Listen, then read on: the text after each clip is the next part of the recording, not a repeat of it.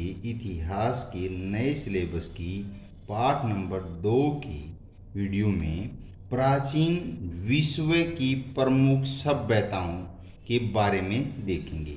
प्रमुख प्राचीन सभ्यताएं थी। प्राचीन काल में विश्व में सरस्वती सिंधु सभ्यता के साथ साथ तथा बाद में अनेक सभ्यताओं फैली फूली थी।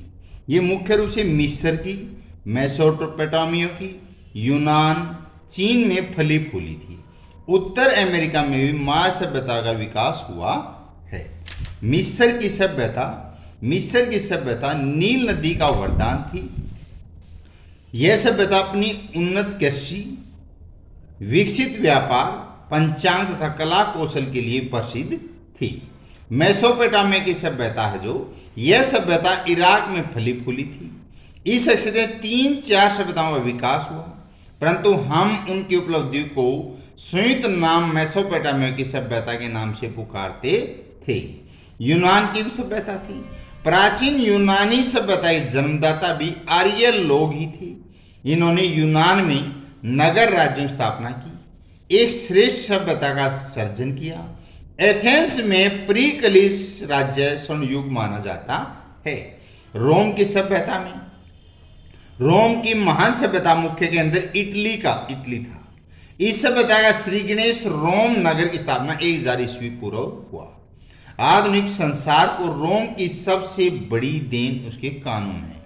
चीन की सभ्यता में हवांगो घाटी में पनपने वाली इस सभ्यता ने विश्व को बर्तनों, वस्त्रों, कला के अनेक क्षेत्रों में सुशोभित किया था। माया सभ्यता अमेरिका के मध्य भाग में विकसित इस संस्कृति के लोग पंचांग, गणित, कागज के प्रयोग, धार्मिक क्रियाओं से परिचित थे। शासन व्यवस्था में इन प्राचीन सभ्यताओं में अपने अपने ढंग से शासन पद्धति का विकास हुआ।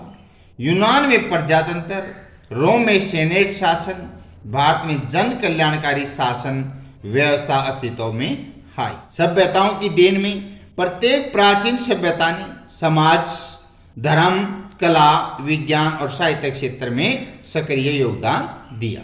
सभ्यताओं में समानता आती है। सभी प्राचीन सभ्यताओं का सामाजिक जीवन उन्नत था। लोग कृषि के साथ साथ अन्य व्यवसायताएं भी लगे हुए थे।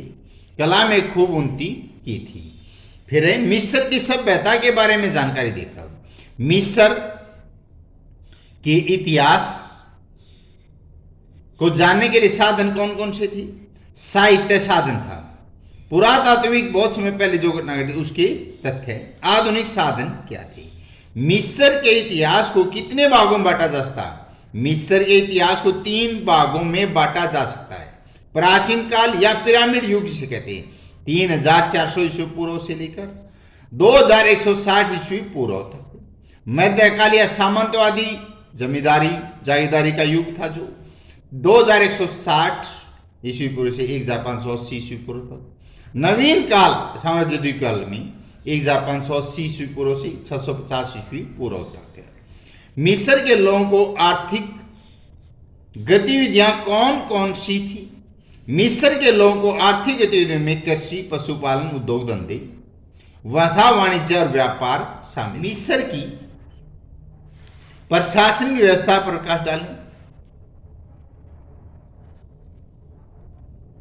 प्राचीन मिस्र में एक सभ्यता एक उच्च कोटि की सभ्यता थी। इसका प्रशासन भी अत्यंत कुशल था, जिसके मुख्य पक्ष हैं फराओ यानी राजा। फराओ को राजा कहते हैं। राजाओं को फराओ कहा जाता था। फराओ को असीम अधिकार मान प्राप्त थे। वे निरंकुश तथा स्वेच्छाचारी था। शासन की सभी शक्तियां उसके हाथों में निहित होती थी। फराओ को देवता माना जाता था, यानी फराओ को राजा और देवता कहा जाता था। किसमें? मिस्र सभ्यता में। वजीर, फराओ के बाद शासन में वजीर का सबसे महत्वपूर्ण स्थान था।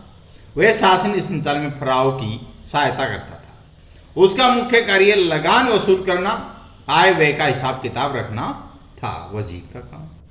परिषद, फराओ के दरबार में व्यर्थ दरबारियों की एक अलग परिषद कमेटी होती थी। इसे सारू कहते थे। यह सभा फराओ को परामर्श, सलाह मशवरा देती थी। प्रांतीय शासन में फिरौन ने शासन की सुविधा के लिए साम्राज्यों को कई प्रांतों में बांटा हुआ था। प्रांत को नोम तथा उसके शासन को नोमार्क कहते थे। नोमार्क की नियुक्ति फिरौन द्वारा की जाती थी। स्थानीय शासन, गांव का शासन प्रबंधन स्थानीय सामंतों के हाथों में था, जिन्हें पुलिस तथा न्याय संबंधी अधिकार प्राप्त थे। प्रत्येक नगर में एक प्रशासनिक अधिकारी होता था। मुख्य कार्य शांति बनाए रखना, राजस्व कर वसूल इकट्ठा करना। न्याय व्यवस्था, फिरौन राज्य का मुख्य न्यायाधीश होता था। मुकदमा लिखित रूप से चला जाता था। मुकदमे का फैसला 3 दिन में ही कर दिया जाता। दंड बहुत ही कठोर थे, जैसे अंग भंग करना, देश निकाला देना। दंड के भय से अपराध कम होते थे। सैन्य संगठन, आरंभ में मिस्र के फिरौन के पास स्थायी सेना नहीं थी। उनका सैन्य संगठन सामंतवादी था, अर्थात सामंतों की आवश्यकता अनुसार सैनिक प्राप्त करता था। 12वें राजवंश के समय फिरौन ने स्थायी सेना की व्यवस्था कर ली थी। मिस्र की संसार को क्या देन है? मिस्र की संसार में मुख्य रूप से देन है, मिस्र ने विश्व को 365 दिन का एक वर्ष तथा कैलेंडर प्रदान किया था। मिस्र के लोगों ने सूर्य घड़ी, जल घड़ी का आविष्कार किया। उन्होंने औषधि विज्ञान के क्षेत्र में खोजें की। उन्होंने एक ऐसा रासायनिक लेप तैयार किया जिससे मृतक शरीर को शताब्दियों तक सुरक्षित रखा जा सकते हैं। इस तरह उन्होंने मम्मियां बनाई। मिस्र की इस सूची में विभिन्न बीमारियों से संबंधित 600 दवाइयों के नाम भी उल्लेख मिलता है। उन्होंने केशवारवाद के सिद्धांत का प्रचलन किया। उनके पिरामिड्स तथा मंदिर वास्तुकला सर्वोत्तम नमूने हैं। उनकी बनाई समर्पित स्फिंक्स की मूर्तियां, जिसका शरीर सिंह तथा का सिर मनुष्य का बहुत ही आकर्षक